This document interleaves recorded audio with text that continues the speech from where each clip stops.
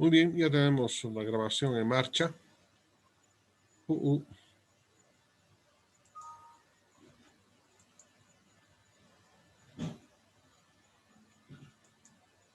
bien, tenemos la ya en marcha.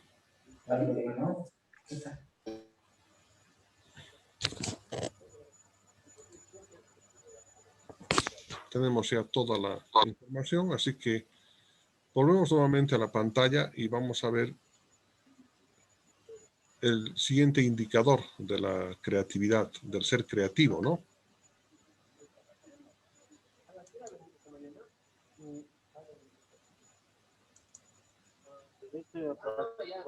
Sí, por favor, sus micrófonos. A ver, vamos a ver. Alguien está con él.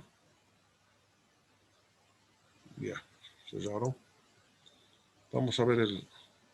Y siguen las personas llegando. Ya.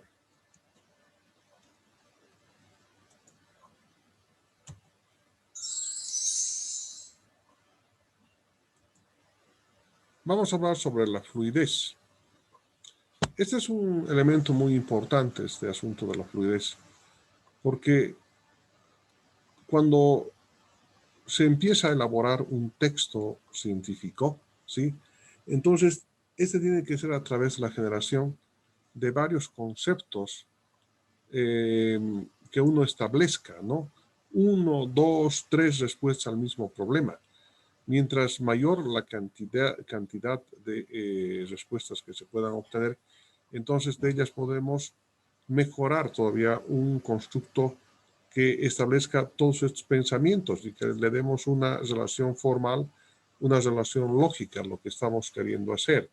Entonces, la fluidez es una capacidad humana que permite producir ideas en la cantidad y calidad de manera sostenida, permanente y espontánea. Es decir, para dar una solución al mismo problema, hay que presentar 2, 3, 4 alternativas y, por supuesto, evaluar la que tenga mayor lógica y mayor utilidad o mayor ganancia o menor costo posible para llevar adelante. ¿Cuáles son estas barreras que dificultan la fluidez? Es la dificultad de no percibir relaciones remotas motivadas por el pragmatismo. Es que muchas personas dicen, no, así nomás se hacía. Hay que ser prácticos y ya no volvemos a estudiar sobre la misma materia, ¿no?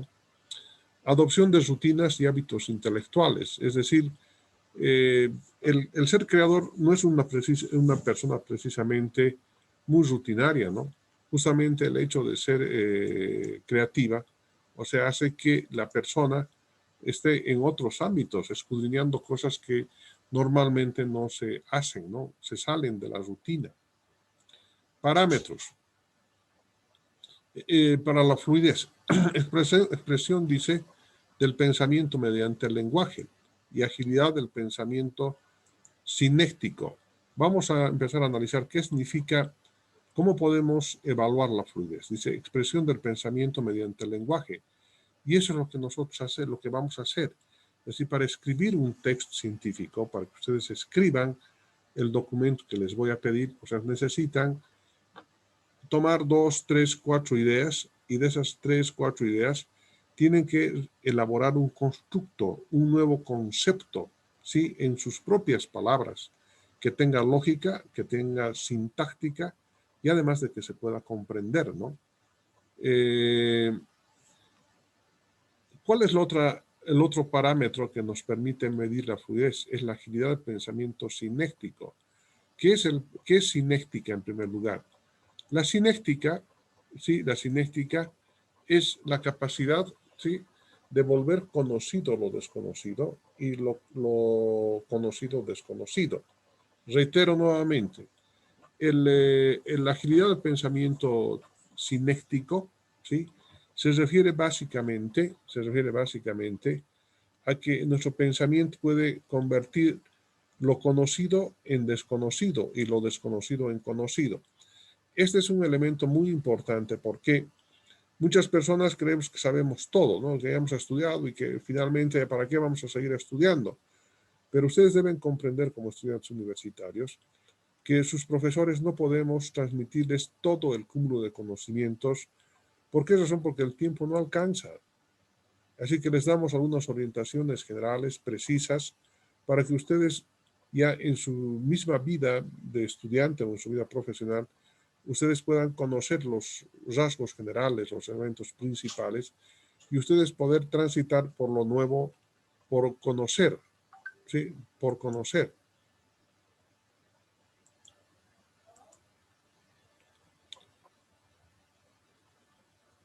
Entonces, dice, la expresión del pensamiento mediante el lenguaje y la agilidad del pensamiento cinético.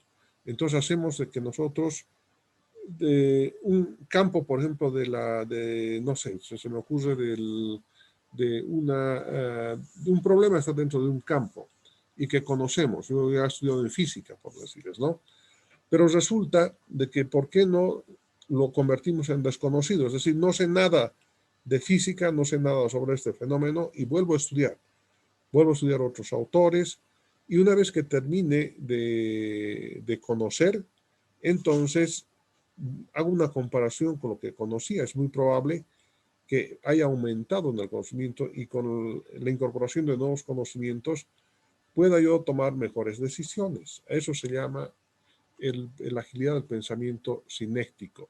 Sí, volver conocido a lo desconocido y al revés, ¿no? Y volver desconocido lo conocido y lo conocido en desconocido. Es una técnica muy interesante, pero les estoy hablando de manera general porque no hay más tiempo para poder hacer prácticas sobre este asunto.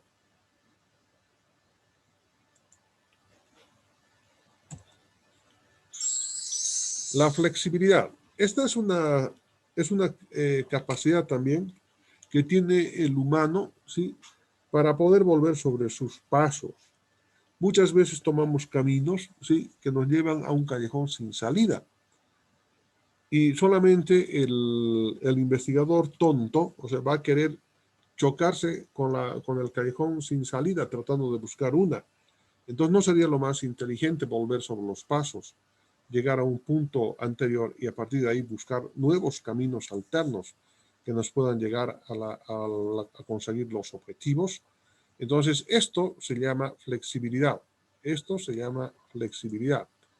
Entonces es la capacidad, ¿sí?, de modificación o adecuación de comportamientos, actitudes, objetos, métodos y objetos al posponer nuevas heurísticas de solución. Entonces, si no puedo yo ir por un camino, entonces voy por otro alternativo, ¿sí? Entonces, si no hay solución a una cosa, entonces tengo que proponer una alternativa de solución. ¿Cuáles son esas barreras que impidan utilizar esa flexibilidad como una capacidad del estudiante creativo? Es la incorporación a un estereotipo y al pensamiento dogmático. Es decir, así nomás se hace, eso ya ha dado resultados hace muchos años atrás. ¿Para qué vamos a seguir investigando? ¿Para qué vamos a cambiar? Si igualito nomás va a funcionar con este equipo que ya lo conocemos, ¿no? Y el pensamiento dogmático se refiere al dogma. ¿Qué es pensamiento dogmático? Y para eso tengo que volver nuevamente, aunque a algunas personas creo que no les gusta. Vamos a tomar dos ejemplos. El primero de ellos, desde el punto de vista de los dogmas de la Iglesia Católica. Uno de los principales dogmas de la Iglesia Católica sí es la existencia de la Santísima Trinidad. Padre, Hijo y Espíritu Santo, que son lo mismo, que es un solo Dios. Tres personas en una sola. Entonces, este es un dogma, ¿sí? Es un pensamiento preestablecido. No es una verdad, pero se la considera como verdad en sí misma, dogmática. Eso significa dogmatismo. Veamos el segundo ejemplo. Veamos desde el punto de vista político, ¿sí? Entonces, normalmente los políticos que asumen una posición filosófica, doctrinal y política, se creen que lo que ellos plantean es la solución y no consideran que el resto sean alternativa para poder ir allá, y por consecuentemente el pensamiento es dogmático, inflexible, Y esa es una barrera, porque justamente estamos hablando de la flexibilidad. Por lo tanto, ese pensamiento dogmático de creer que las cosas son así desde un principio de los tiempos y que no tienen que haber mayor cambio, es una barrera para la flexibilidad. ¿Cuáles son estos parámetros, sí, que definen la flexibilidad? Es la reflexión para argumentar y confrontar ideas, dice. La versatilidad como facilidad de adaptación y la proyección como capacidad de afrontar el futuro. Veamos ellos, cada uno de ellos, dice, ¿no? Reflexión para argumentar y confrontar ideas, ¿sí? Entonces, durante ese proceso de reflexión que se produce en la zona de desarrollo próximo en el cerebro, donde el ser creador empieza a hacer comparaciones y asociaciones con los conocimientos que ya están establecidos en su memoria a largo plazo, con los elementos que están entrando, ¿sí? Entonces ahí van haciendo asociaciones y empezamos a confrontar ideas. Entonces en ese caso estamos siendo flexibles, ya no somos dogmáticos. El ser creador, sí, es una persona que le va a... ¿Qué problema? Que va a buscar alternativas, ¿sí? Diferentes caminos de salida para un mismo problema. La versatilidad como facilidad de adaptación. Es decir, tenemos que ser, a través de la imaginación, tenemos que tener la capacidad de poder adaptarnos a los cambios y también adaptar los objetos técnicos para las nuevas funciones en las que se esté estudiando. La proyección como capacidad de afrontar el futuro. Es decir, para ir hacia el futuro tenemos que ser flexibles, tenemos que ir por un camino, por otro camino. El hombre debe ser siempre flexible como la caña, no rígido como el cedro. Esta es una comparación muy odiosa, pero atención, durante la Segunda Guerra Mundial, con von Braun, sí, que es el creador de los misiles, de los cohetes, inicialmente empezaron a lanzar los B-1, que eran las bombas no tripuladas que mandaban desde las costas de Francia rumbo a Londres, ¿no? Y eran prácticamente unas balas con alitas que llevaban mucho material explosivo y que destruían la ciudad de Londres. Pero los ingleses desarrollaron un sistema de radares de tal magnitud que cuando ingresaban estos misiles de manera horizontal, entonces con la aviación podían interceptarlos en el espacio y hacerlos explotar, y de esa manera disminuyeron notablemente las explosiones en Londres. Pero ante este fracaso por parte de los militares nazis, entonces crearon el misil que iba de manera vertical, ¿no? Iba hasta cierta altura de la estratosfera y de ahí bajaba directito hacia el punto donde tenía que explotar. Entonces, fíjense, este es un ámbito flexible, aunque claro, odioso desde su análisis bélico, pero fíjense, ha sido una flexibilidad. Han tenido que salir de un entorno para entrarse al otro entorno. ¿Por qué? Porque para el cumplimiento de sus objetivos. Las personas tenemos que ser flexibles. No, yo quiero siempre vencer, yo quiero siempre ir, pero señor, ahí es una piedra, roca, va a tardar mucho tiempo. No, por aquí siempre tengo que... No, esas personas que no tienen la flexibilidad no son personas creativas. El ser creativo es flexible.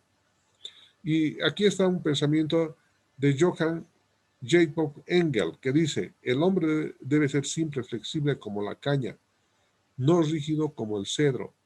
Y esa es una verdad total, ¿no? O sea, tenemos que, en la vida profesional misma, tenemos que dar flexibilidad tenemos que adecuarnos, tenemos que adaptarnos, ¿sí? Vamos a hablar ahora sobre la sensibilidad. La sensibilidad, sí, es una capacidad para percibir diferencias, dificultades, fallos e imperfecciones mediante la concentración y compenetración. Así que estudiemos esta frase. Los seres creadores son sensibles a los cambios. Ven algo donde otros no ven, o más allá de lo que otros normalmente ven.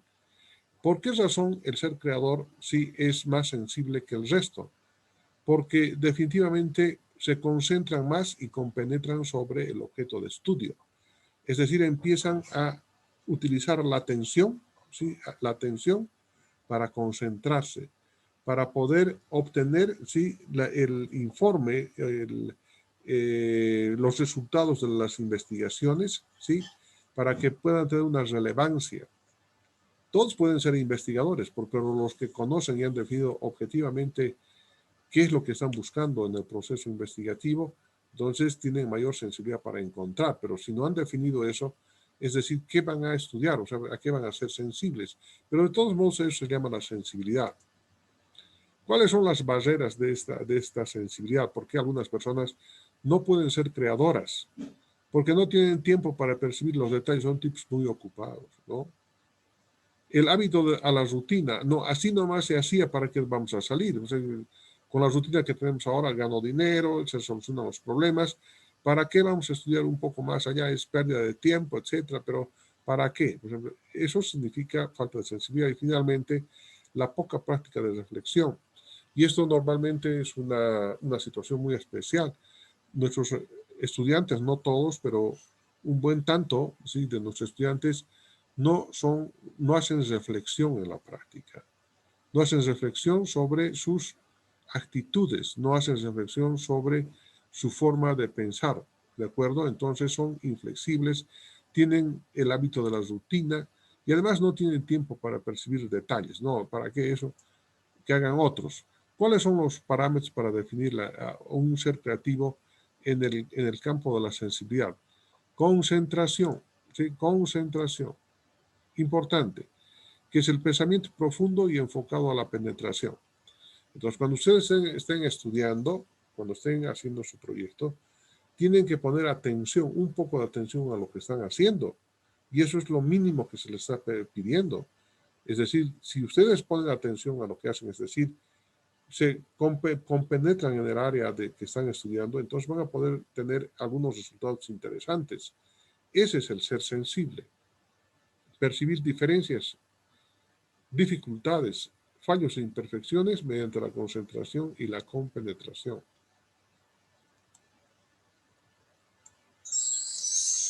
La elaboración. Este es un detalle muy interesante, les comento, porque en la etapa de la elaboración es una capacidad que tiene el individuo para empezar un proyecto y llegar hasta su acabada realización. Es decir, miren, eso significa ir en contra de las personas sunchuluminarias. Las personas sunchuluminarias son las que tienen la idea, empiezan a hacer, surgen dificultades y lo dejan a medias, ¿no? Entonces, ¿cuántos procesos investigativos habrán seguido este camino? Entonces, para ello, una vez que se inicia un trabajo, se debe llegar a la conclusión y esa es una capacidad que tienen los individuos creadores. Empezar y terminar. ¿Cuáles son esos parámetros que definen esta elaboración? La determinación. Es decir, yo soy determinado a hacer, tomo la decisión y sigo camino hacia adelante. Pero para eso tenemos que ser disciplinados. Hay muchas personas que no son disciplinadas, ¿no? Tienen que trabajar el sábado en la noche y prefieren salirse a la esquina con su enamorado hasta las 12 de la noche. Y a las 12 de la noche ya no hay ganas de estudiar, al sobre ya han perdido un día de estudio. ¿Por qué? Porque son indisciplinados. Si fueran disciplinados, le dicen al enamorado o la enamorada, mi amor, vamos a vernos media hora por hoy, tengo que estudiar. Y se van disciplinadamente a hacer las cosas que tienen que hacerlas, ¿cierto? Y en el caso de la investigación científica tiene que haber disciplina para dar el tiempo para obtener resultados. Las personas indisciplinadas, no, hoy día voy a hacer una media horita, mañana tres minutos, voy a dejar de trabajar 2 días. Ese tipo de indisciplina en la persona hace que definitivamente no sea considerada como una persona creadora. La persistencia. La persistencia es darle sobre lo mismo, ¿cierto? Hasta conseguir el objetivo, pero estamos hablando de la persistencia, de algo que sí se pueda lograr. No querer encontrar la piedra filosofal para transformar el oro, ¿no? Sabemos que eso no es posible. Entonces la persistencia tiene ese sentido. El perfeccionamiento, llegar siempre a la excelencia. Las personas creadoras quieren llegar siempre a dar soluciones que sean coherentes, lógicas, transformadoras, originales, y para ello se tiene que dedicar, ¿cierto? Y la dedicación tiene que ver mucho con la disciplina. La inventiva, ¿sí? Y estoy utilizando acá una fotografía de unas señoritas de una escuela del lago, de hace aproximadamente unos 6 o 7 años atrás, que lograron un premio, ¿sí?, internacional por haber creado un robot neumático, sin neumático, utilizando botellas PET. Y como ustedes ven, ahí están las ganadoras y están sonriendo. Ya deben estar en la UPEA, con seguridad, estudiando. ¿Sí? Alguna carrera, tal vez son o tal vez ustedes mismos están ahí y me están tomando la palabra, pero las dos señoritas fueron las ganadoras de este premio internacional de una robotización neumática. Miren, ¿quiénes han inventado estos dos señoritas que están aquí viendo aquí en el alto? ¿Qué es la inventiva entonces? Es la capacidad de producir modelos sorprendentes capaces de promover el desarrollo. Entonces nosotros necesitamos, sí, que ustedes se conviertan básicamente en inventores, ¿sí? Si queremos ser creadores, también tenemos que ser inventivos, inventores, con todo lo que tengamos, ¿cierto? ¿Sí? Barreras, dice, deficiencias metodológicas en el proceso de aprendizaje. Lo primero, ¿cómo queremos encontrar solución, sí, a un problema si definitivamente no tenemos conocimiento del campo del que queremos, con el que queremos trabajar? Entonces, si queremos inventar, tenemos que estar en las fronteras de la ciencia y de la tecnología. Entonces, tenemos que conocer y tenemos que dominar las habilidades que sean intelectuales que sean necesarias para poder hacer los cambios, ¿no? Es poder inventar. ¿Qué otra barrera dificulta la inventiva en los seres creadores? Bajos niveles de conocimiento sobre el comportamiento del fenómeno. Ese es otro de los elementos. Es decir, no conocemos, ¿sí?, sobre el comportamiento del fenómeno. No solamente de lo que es, sino de cómo se comporta, cómo cambia. Utilización asincrónica de las funciones cerebrales. Si queremos tener éxito, ¿sí?, nuestro cerebro y todas las inteligencias y todos los elementos cognitivos de los que hemos estado hablando tienen que funcionar sincrónicamente como un gran sistema de engranajes. Si uno de ellos está roto, si uno de ellos funciona al revés, no va a haber avance, pues no va a haber aprendizaje, no va a haber invención. Los traumatismos psicológicos también dificultan la inventiva. Esos traumatismos psicológicos son del orden emocional.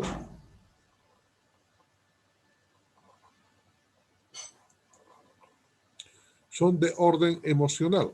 Entonces, pero eso dificultan inventar. Y finalmente, deficiencia en la ejercitación de destrezas y habilidades. Si ustedes han pasado física así nomás con 51 porque Dios es grande, por la pandemia, etcétera, etcétera, o por otras situaciones, presiones, etcétera, entonces no van a tener ustedes el conocimiento y el desarrollo de las destrezas y habilidades de esa ciencia. Entonces, ¿cómo van a querer hacer un invento si no tienen conocimiento de algo que ustedes no han visto en su vida? O de que lo dejaron así nomás porque había que pasar la asignatura. Por eso es el pensamiento que tenemos, ¿no? Que ustedes tienen que tener por lo menos lo mejor que puedan en cuanto a los conocimientos y además habilidades, el desarrollo de habilidades intelectuales que les vamos a transmitir y desarrollar en ustedes, ¿no? Bueno, ahora, ¿cuáles son esos parámetros? Los parámetros de la inventiva son la abstracción, la capacidad de reunión y elección de características esenciales de un fenómeno. ¿Qué significa abstracción? O sea, la abstracción significa la capacidad que tiene el ser humano de poder establecer qué variables son las más importantes y que determinan el funcionamiento de un fenómeno. El resto de las variables y parámetros se abstraen, solamente se trabajan con las más importantes. Dice, esta capacidad de reunión y elección de las características esenciales del fenómeno a través de la aplicación del método analítico sintético y también del método de inducción, ¿sí? Y inductivo-deductivo. Entonces, a través de la aplicación de estos métodos, es de que podemos analizar un determinado fenómeno y además podemos sintetizar el mismo para poder dar solución a los problemas que estamos estudiando. Por eso que hablamos aquí del análisis y síntesis, ¿no? Y del ingenio. Sobre todo, aquí debería agregarse porque el análisis, síntesis y la inducción y deducción tampoco no pueden ir separadas. Bueno, de todos modos, esas son las características del ser del inventor. ¿Cuál es la característica psicológica? ¿Qué es lo que tiene que hacer? A ustedes les voy a enviar, por supuesto, toda la información que estoy compartiendo en esta conferencia. Si no lo puedo hacer hoy en la noche, lo voy a hacer mañana a primera hora, ¿sí? Para que tengan ustedes en su portal, ¿no? Ahora quisiera solamente dejarles dar el examen nomás. Y mañana les subo a su WhatsApp y a la... no quiere... A ver, vamos a ver si podemos... Aquí está. Seguimos. La innovación. Las personas que son creadoras, y fíjense que estoy dándoles a ustedes algunas particularidades que debe desarrollar el ingeniero de sistemas también, si ustedes se dan cuenta. O sea, el ingenio, la inventiva, todas aquellas características muy propias del ingeniero y que tiene que ser, es parte de nuestra vida de ingenieros. La disciplina, la compenetración, la penetración, la flexibilidad, todos esos aspectos que estamos viendo son características y que tenemos que fomentar en nuestra vida profesional. Ahora veamos, en el lado izquierdo ustedes verán una vitrola, ¿cierto? Los que tenían una salida de música como si fuera un embudo, eso, ¿no? ¿Verdad? Pero ya ha dejado de funcionar, ya no sirve.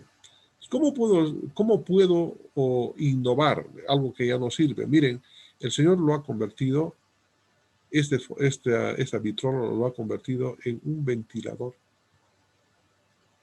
Ha innovado. Entonces, ¿qué es la innovación? Es la capacidad de redefinir funciones y usos, convertir algo en otra cosa.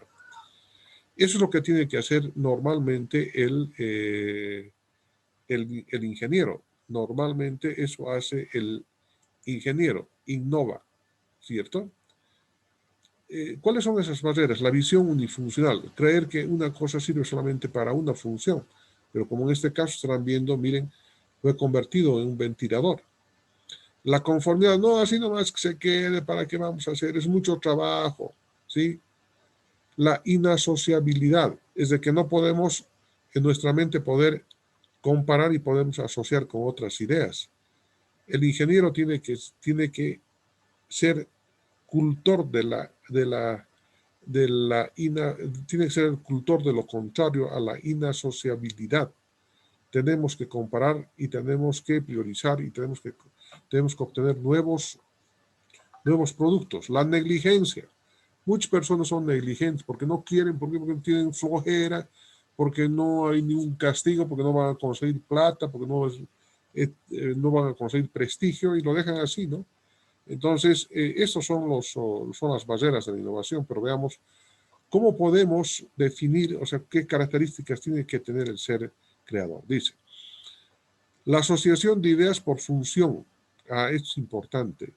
Entonces, tenemos que asociar las ideas en el cerebro y de esa manera podemos redefinir las funciones. El análisis por la descomposición de un problema en sus partes, el método analítico y, por supuesto, el sintético, porque ambos van dialécticamente unidos. Y finalmente, por la curiosidad como interés y atención por lo desconocido. Dice que solamente el ser creativo tiene curiosidad, siempre investigando, viendo más qué se puede hacer, aumentando, disminuyendo, y los ingenieros tenemos que tener estas características. Pero muchos de nosotros ya no tenemos eso, no queremos ir a administrar, ya no queremos crear. La autoestima, sí, es una función muy especial dentro de las características y los rasgos del ser creador. Ustedes podrán ver en la fotografía central a un gato viéndose como león o un gato viéndose como un gatito.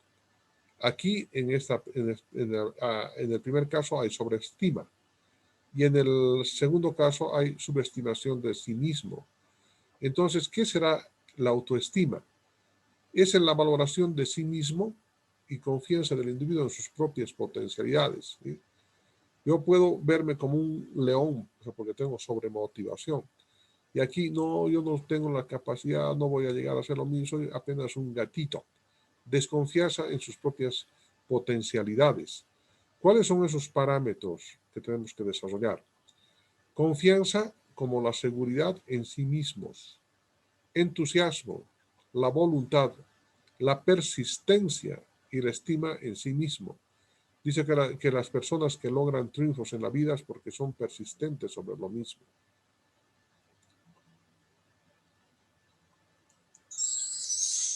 La independencia, esta es una característica muy propia del ser creador. Esta independencia, ¿sí?, está relacionada con la libertad que tiene la persona de hacer las cosas solas. Es decir, no necesita ayuda. El creador es la persona que hace a través de su propia voluntad, de su propia investigación, ¿sí?, y lo hace de manera independiente. Entonces, esa es la característica del ser creador, aunque actualmente hay muchas discrepancias sobre este elemento, debido a que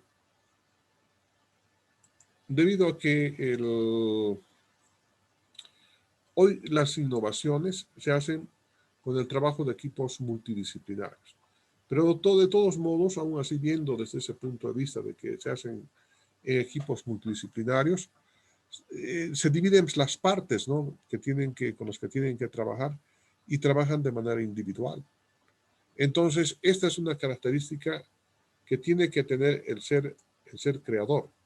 Dice, es la capacidad para comprender, formular y realizar las tareas cognitivas profesionales según su propia iniciativa, sin que otra persona le esté monitoreando, por su propia iniciativa. ¿Cuáles son los parámetros de este indicador denominado independencia del ser creador? La búsqueda, selección y procesamiento de la información para resolver problemas profesionales. Él mismo busca, él mismo encuentra soluciones. La valoración crítica de los resultados obtenidos, es decir, lo que se ha investigado, analizar críticamente si sirve, no sirve, si conviene, no conviene, si es adecuado, inadecuado, etcétera, ¿no? Y libertad para elegir vías para la realización de tareas y proyectos.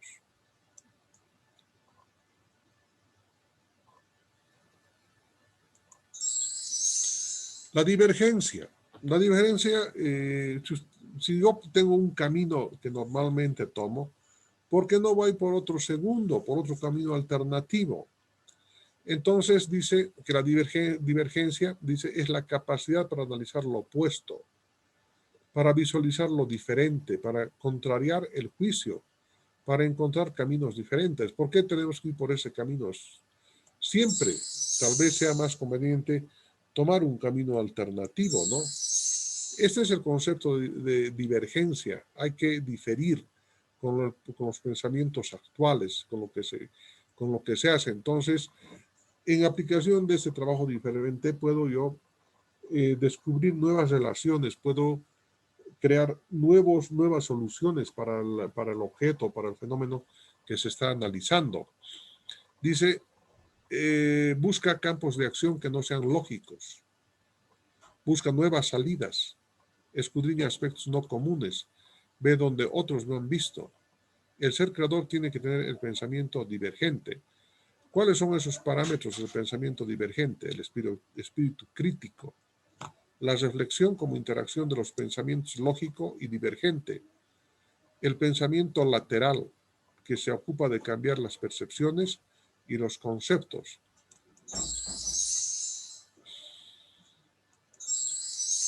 Las barreras para la divergencia, la sanción social, de que la sociedad le diga no sirve para nada, nos ha hecho gastar dinero en vano. Aislamiento o discriminación de la persona divergente. Es decir, los que piensan de manera diferente hay que aislarlos. Es como en el caso de Galileo Galilei, ¿sí? Que creó la teoría heliocéntrica en contraposición a la teoría geocéntrica, cuya mensaje era parte de la Iglesia Católica, puesto que Dios había creado al hombre en su imagen y semejanza y le había dado a la tierra como paraíso terrenal y que alrededor de la tierra giraban el resto de los astros. Teoría geocéntrica que fue demostrada, defenestrada por la investigación que realizó este gran sabio Galileo Galilei. Pero fíjense, a él lo aislaron, ¿sí? De las investigaciones, le prohibieron que haga más investigaciones al respecto. Y finalmente, el miedo a la confrontación y a la argumentación antagónica. Las personas que no tienen esta característica, esta dinámica creadora, entonces creen que lo que ya está establecido es lo único que hay y que nuevas invenciones no convienen, ¿sí? Y por lo tanto hay que confrontar esta situación. Claro, dentro de mi cama tenemos patas a las patas. Primero medita 2 horas y se da una cita milagro. Luego dejen de valor. Sí, vamos a desactivar a Belén Moroco.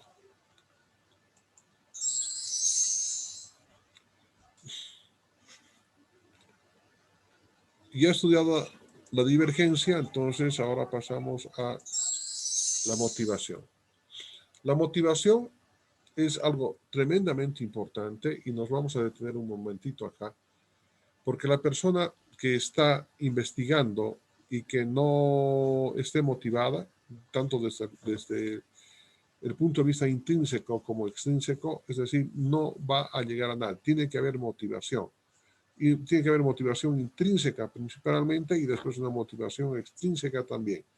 La primera, la intrínseca, es el motor que genera el cambio y la extrínseca es el premio que jala a la persona que está investigando. Los parámetros de esta motivación se refieren al modo de actuación profesional, conducta en las salas universitarias o en la empresa. Está motivado. ¿Cómo es su actuación profesional? Cambia, le gusta renovar. Bueno, si es ingeniero tiene que renovar, proponer nuevos cambios, nuevos proyectos, ¿no? Y conducta en las salas universitarias o en la empresa. Hay algunas personas, algunos estudiantes que no están motivados, ¿no? ¿Cuáles son esas